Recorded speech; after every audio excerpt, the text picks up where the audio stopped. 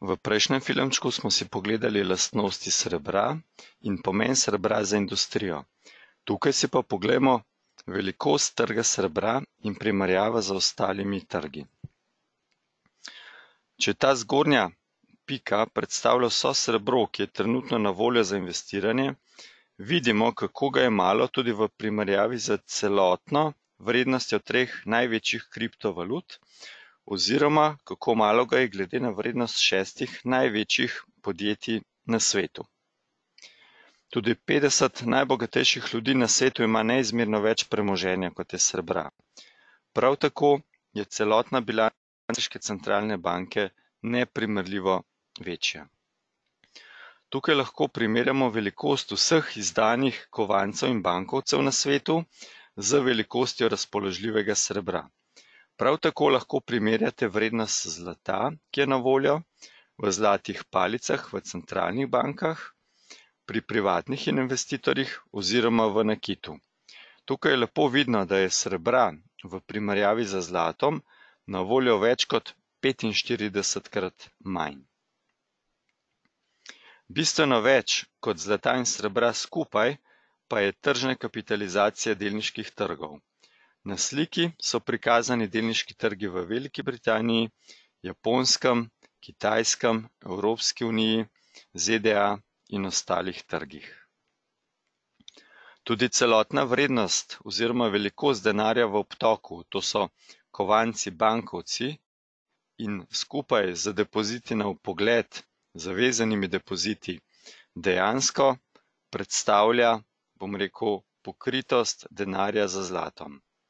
Se pravi, če primerjamo tale rdeč krogec, to je zlato v centralnih bankah, in pa tale, se pravi globalno ponudbo denarja, vidimo, kako majhna pokritost denarja je z zlatom.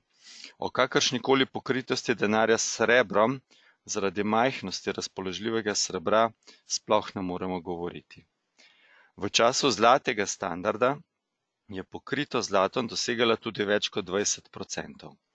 Če bi želeli realizirati danes kaj podobnega, bi cena zlata morala skočiti vsaj za 10-krat. Globalni dolg je še bistveno večji od celotne količine denarja in dosega zgodovinsko rekordne nivoje. Za vsak dolg se plačujejo obresti. In to je tudi razlog, zakaj centralne banke ne morejo dvigniti obresti na predkrizno raven, in to je ravno v stroških obrestih na dolg, ki se potem ob dvigu obresti nenormalno povečajo. Edina rešitev je zmanjševanje dolga ali inflacija. Kateri scenarij pa je bolj verjeten, presodite sami. Z modro barvo so označene tukaj komercialne nepremičnine, z zeleno kmetijske nepremičnine in s črno stanovanjske nepremičnine. Ali sploh še vidite tukaj velikost srebra, ki je na voljo za investicijo za cel svet?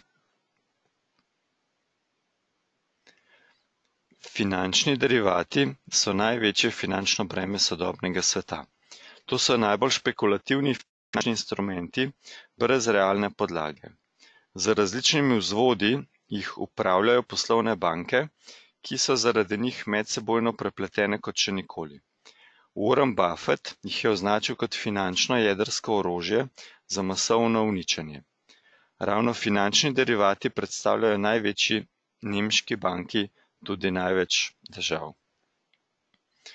In če bi samo del premoženja se prerazporedilo v fizično srebro, lahko tudi manj kot 1%, si predstavljate, kakšna rast srebra lahko to povzroči. Torej, če vas zanima nakup zlata in srebra ali pa samo dodatne informacije, vas vabim, da stopite v stik z nami preko enega izmed tukaj navedenih načinov. Če pa se za nakup odločate prvič, vam pred prvim nakupom priporočamo, da individualno svetovanje, ki vam ga v podjetju Element nudimo po celi Sloveniji, izkoristite.